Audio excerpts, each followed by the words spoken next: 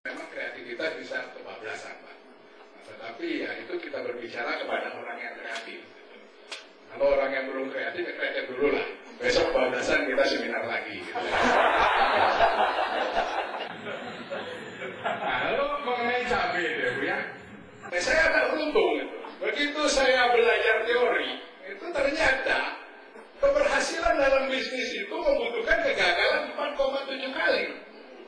Jadi kalau Anda baru 1 kali gagal, ya alhamdulillah baru 1 gitu ya. Masih ada 3,7 kira-kira Anda gagal. Jadi ada 4,7 kegagalan baru keberhasilan. Nah, itu mungkin yang sudah menjalani pasti tahu, pasti sudah merasakan. Dan kemudian dari 100 usaha yang didirikan pada tahun pertama, 85 bubar. Pada tahun kelima, itu sisanya kira-kira 35. Jadi ya kalau saya baca gitu ya, lumayan saya 7 kali. Sebelum ketemu restoran, saya 7 kali dulu gagal yang lain. Jadi memang ada satu proses di mana kita harus gagal dulu. Jadi kalau Anda sekarang baru gagal sekali, ya apa boleh buat, masih ada 4,7 kekurangannya, 3,7. Nah, tetapi yang paling susah itu adalah orang yang gagal kemudian dia beralih.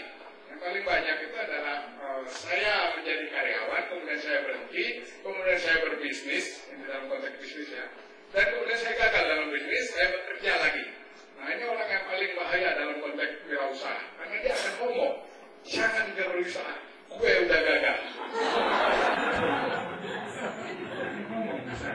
Padahal kegagalan itu harus dijalani selama ini. Apa sih susahnya berjualan dalam konteks bisnis saya? Apa sih susahnya jualan bakmi ayam? Nggak ada yang susah. Yang susah itu adalah kita tidak mau menekuninya. Tidak mau menekuninya. Jualan bakmi ya susah. Ya paling gampang lah. Bakmi bisa laku nggak? Anda jual bakmi 10.000, nggak laku. Mau bisa laku nggak? Habis. Ya diskon. Bakminya cuma 1.000. Diskon 90% pasti habis. Ya bahwa pembeli ada. Kan kita bermain di angka berapa. Jadi kegagalan itu seperti itu. Jadi saya kira-kira 7 kali kegagalan, baru kemudian saya menemukan tentu. Kalau perjalanan saya dapat gaji A, kemudian saya dolar turun 4 kali ya, jadi 4 kali. Jadi seharusnya saya dapat 4A. Nah itu 4A itu saya dapat setelah tahun ke-2,5 saya berhenti. Jadi lama, cukup lama. Jadi ada perjalanan saya 1 tahun pertama itu semua menurun. Tahun kedua dia mendatar, tahun ketiga baru mulai naik. Nah, tapi begitu dia naik, ya ini memang agak plafonnya nggak ada. Ya, jadi bisa ke atas, bisa selalu punya kebebasan aja. Nah, jadi selalu ada. Pada saat kita berubah, pada saat kita itu selalu ada jalan menurun. Nah, tetapi kita harus yakini bahwa dengan jalan menurun itu kita akan menemukan yang terbaik selalu. Ya. Nah, jadi tidak ada keberhasilan langsung lah. SBY ya dipecat dulu lah, Megawati sebagai presidennya. Masih ada lagi pertanyaan? Kami silakan 2 lagi penanya. Atau pada nggak mau jadi usaha bakmi juga. Jadi nggak ada yang bertanya. Mungkin ada lagi saya kalau boleh lihat. Terima kasih Pak Wahyu. Yang ingin saya tanyakan, bukan awal, biasanya kan awal memulai. Kita tuh biasanya untuk memulai kan agak susah.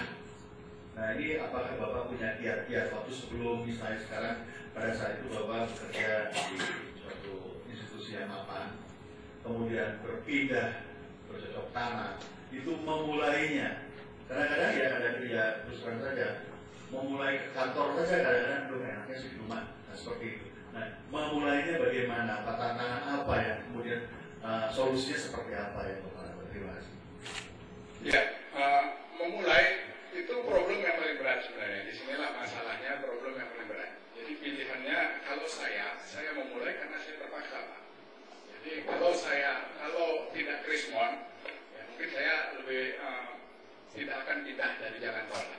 Ya, mungkin saya sekarang sudah jadi salah satu direktur atau mungkin di gedung Bundar gitu.